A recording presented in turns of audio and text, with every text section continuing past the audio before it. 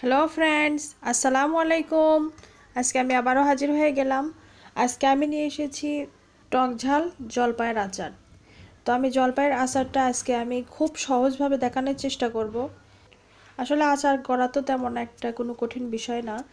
তো ভিডিওটি শুরু করার আগে আপনাদের প্রতি অনুরোধ রইল আমার চ্যানেলটি সাবস্ক্রাইব করে নিন এবং পাশে থাকা বেল আইকনটি প্রেস করে অল দিয়ে রাখবেন।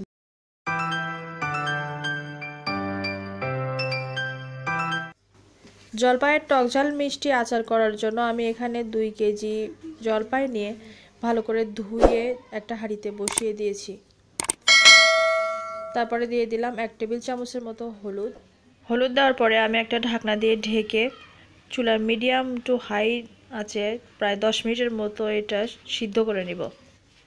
2-3 মিনিট জাল করে নেওয়ার পরে আমি ঢাকনাটি খুলে 1 টেবিল চামচের মতো দিয়ে দিলাম লবণ দেওয়ার পরে আমি ঢাকনা দিয়ে ঢেকে 6-7 মিনিট সিদ্ধ করার পরে এরকম ফেটে যখন গেছে তখন আমি চুলাটা বন্ধ করে দিয়ে একটা চামচের সাহায্যে জলপাইগুলো ম্যাশ করে নিলাম। এভাবে আমি সবগুলো ম্যাশ করে নিয়েছি। ভালো করে ম্যাশ করে নেওয়ার পরে আমি এখন চলে যাব চুলায়। এখন আমি আচার তৈরি করব। তো আচার তৈরি করার জন্য এখানে আমি 7 থেকে 8টি দিয়ে দিলাম শুকনো মরিচ দিয়ে একটু টেলে নেওয়ার পরে দিয়ে দিব এখন এর ভিতরে 2টি তেজপাতা, দিয়ে দিব 1 টেবিল চামচের মতো পাঁচফোড়ন। এগুলো আমি 1 মিনিটের মধ্যে একটু টেলে নিয়ে ব্লেন্ডারে গুঁড়ো করে নেব।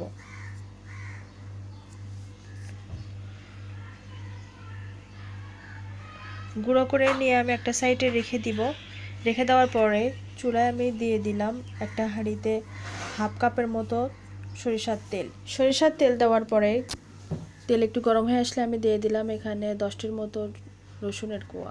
এই রসুনের কোয়াগুলো একটু হালকা বাদামি হয়ে আসলে আমি এখন দিয়ে দিচ্ছি 6টি সাদা এলাচের আমি মুখ ফেটে দিয়েছি যাতে সুন্দর একটা স্মেল ছড়ায়। যখন সুন্দর একটা স্মেল ছড়াবে তখন আমি যে জলপাইগুলো ম্যাশ করে রেখেছিলাম সেই জলপাইগুলো দিয়ে দিচ্ছি। জলপাইগুলো দিতে দিতে নতুন গৃহিণীদের জন্য একটা টিপস শেয়ার করি।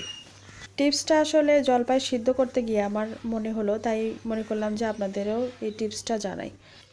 যারা পুরাতন গৃহিণী তাদের তো বলার কিছুই নেই, তারা অনেক কিছুই জানেন, আমি তো কিছুই জানি না। তো নতুন গৃহিণী যারা তাদের জন্য বলছি, হাঁড়িতে অনেক সময় দাগ লেগে গেলে হাঁড়িতে একটু পানি বসিয়ে তার ভিতরে 1 টেবিল চামচ ভিনেগার, একটু টক জাতীয় লেবু কিংবা তেঁতুল এবং 1 টেবিল চামচ লিকুইড ভিম অথবা গুঁড়া পাউডার দিয়ে হাই হিটে 10 থেকে 15 মিনিট জাল করে নেবেন। দেখবেন যে আপনার হাঁড়ির দাগ দূর হয়ে গেছে। তো এইদিকে আমি জলপাই উল্টিয়ে দিলাম ভালোভাবে। উল্টিয়ে দেওয়ার পরে এখানে আমি 1.5 কেজির মতো চিনি নিয়েছি। আপনারা চিনি কিংবা গুড় যে কোনো একটা দিয়ে দিতে পারেন, তবে চিনি দিলে কালারটা একটু কম আসে। আমার মনে হয় গুড় দেওয়াটাই বেটার। আমার কাছে গুড় ছিল না, তাই আমি চিনি দিয়ে দিলাম। তো চিনি দিয়ে ভালো করে উল্টিয়ে পাল্টিয়ে দেওয়ার পরে আরও বাকিটা যে রয়েছে আমি সেটুকুও দিয়ে দিব। বাকি চিনিটুকুও দিয়ে দিলাম। চিনি দেওয়ার পরে দেখবেন পানি ছেড়ে দিয়েছে, এতে কোনো সমস্যা নেই। চুলার তাপ মিডিয়াম টু হাই রেখে আপনারা এই কাজ করবেন, মেশাতে থাকবেন। দেখবেন আস্তে আস্তে জলপাইটার পানিটা শুকিয়ে আসছে এবং কালারও চেঞ্জ হয়ে আসছে। একটু নেড়েচেড়ে নেওয়ার পরে আমি দিয়ে দিচ্ছি এখানে হাফ চা চামচের একটু বেশি লবণটা দিয়ে দেওয়ার কারণ হচ্ছে মিষ্টিটা একটু ব্যালেন্স হওয়ার জন্য। দিয়ে দিচ্ছি এখানে হাফ কাপের মতো ভিনেগারটা দিলে অনেক দিন সংরক্ষণ করা যাবে আচার। ভিনেগার দেওয়ার পরে আমি 4-5 মিনিট জাল করে নিয়েছি। তারপরে দিয়ে দিচ্ছি আমি যে পাঁচফোড়ন, তেজপাতা এবং মরিচের গুঁড়া করে রেখেছিলাম ব্লেন্ডারে, সেই গুঁড়া দিয়ে দিলাম এখানে প্রায় 2 টেবিল চামচের মতো। এই গুঁড়া দেওয়ার পরে দেখবেন অল্প কিছুক্ষণের মধ্যে কালারটা চেঞ্জ হয়ে আসছে। আমার আচার প্রায় হয়ে এসেছে, আর 4-5 মিনিটের মধ্যে আমার আচারটা হয়ে যাবে। এই যে দেখতে পাচ্ছেন, আমি যখন এইরকম দাগ কাটার মতো করছি তখন 2 ধার মিশে যাচ্ছে না। আমার হয়ে গেছে আচার। আমি নামিয়ে ঠান্ডা করে নিয়েছি এবং একটা বাটিতে ট্রান্সফার করে নিয়েছি আর একটা বয়ামে ট্রান্সফার করে নিয়েছি। আমি যখন বড় কাঁচের বয়ামে ট্রান্সফার করে নিব তখন সরিষার তেল গরম করে তার ভিতরে আমি রাখবো।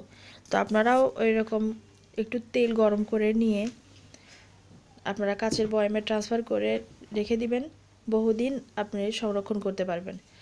তো ভালো থাকবেন সবাই। আসসালামু আলাইকুম।